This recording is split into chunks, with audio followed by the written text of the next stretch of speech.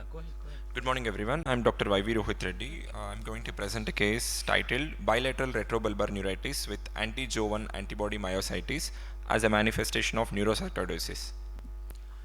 Retrobulbar neuritis presents as acute painless vision loss. Neurosarcoidosis is a rare inflammatory CNS disorder. Anti-Jo1 antibody myositis is commonly linked to inflammatory myopathies but rarely with neurosarcoidosis. This case uniquely presents bilateral retrobulbar neuritis with anti-Jo1 myositis, suggesting neurosarcoidosis as the underlying cause. Case details: 48-year-old female with progressive bilateral vision loss for 1 month. History shows she's hypertensive for 2 years and prior hospital admission for suspected proteinuria, and she was treated for 1.5 years. Systemic findings shows muscle tenderness, pulmonary involvement, and constitutional symptoms. Ocular examination: visual acuity right eye 624 with no improvement, and RAPD was seen. Color vision was impaired and confrontation test restricted. Left eye visual acuity 6.6 and color vision normal, confrontation test normal.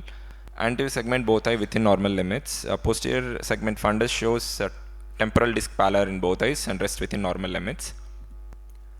Coming to investigations, MRI brain and orbit was done. It showed bilateral optic nerve enhancement, and cerebrospinal fluid analysis showed elevated protein lymphocytic pleocytosis, and serology showed anti-Jo1 antibody positive. Pulmonary evaluation on chest X-ray, right-sided hilar opacities were seen. Muscle biopsy was done, features consistent with inflammatory myositis, and PET scan showed hypermetabolic lymph nodes suggestive of systemic sarcoidosis.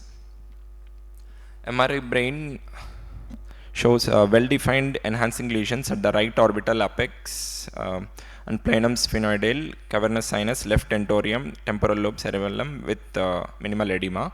Thick nodular meningeal enhancement was seen.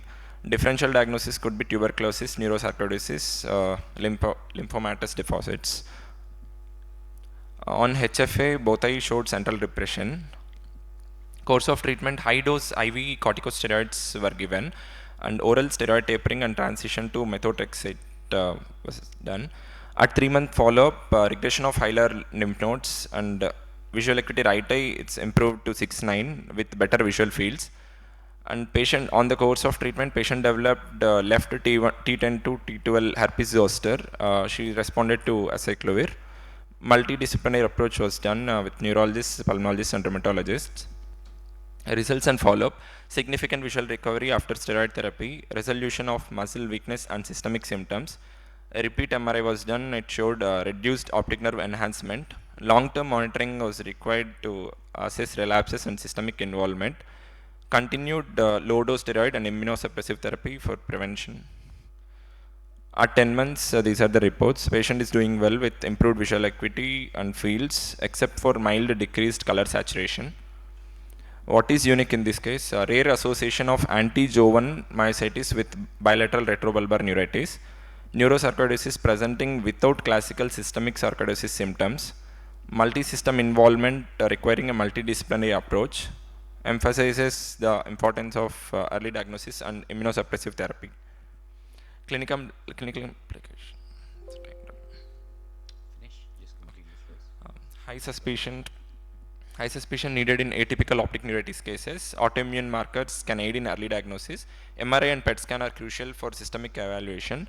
Timely steroids and immunosuppressive therapy are critical for visual recovery.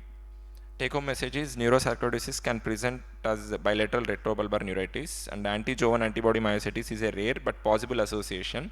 Multimodal imaging and serology are key for the diagnosis. Early immunosuppression can prevent permanent vision loss. Thank you. Thank you. I'll ask Dr. Shailaja also to please come on the dais. A very interesting case. How did you confirm sarcoidosis?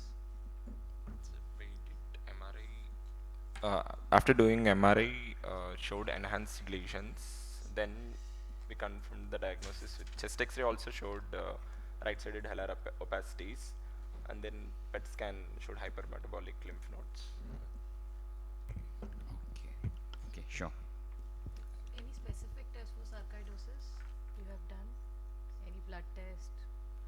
All routine investigations were done. CSF analysis was done. Okay. So other eye was, you have written the title Bilateral. bilateral, other eye Patient was involved. complained of both eye vision loss, ma'am, but on examination it was 6 6 6. 6. So have you done any conduction studies like visual evoked potential or something No, like ma'am. that? How could you say it was bilateral? Was there any other visual functional deficit that you could pick up? There is mild visual field loss. But then early visual, it could be a learning curve. Anything else?